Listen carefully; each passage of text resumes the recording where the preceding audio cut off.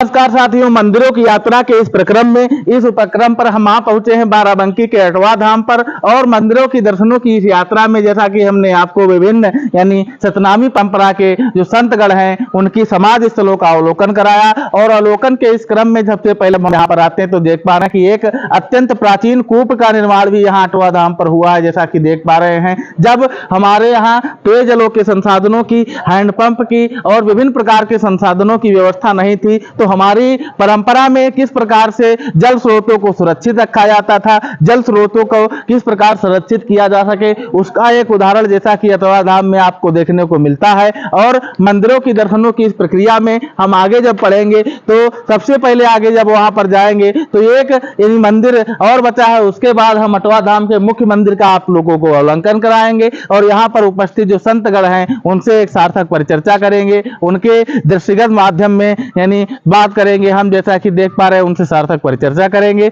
और उनके बारे में आगे की परंपरा में जाएंगे। समय समय पर विभिन्न प्रकार जो संत हुए हैं उनकी समाधियों का अवलोकन आप कर ही पा रहे हैं। और यही दर्शनों के प्रक्रम में हम आगे बढ़ेंगे और आइए एक जो संत है उनकी समाधि का अवलोकन करते हैं।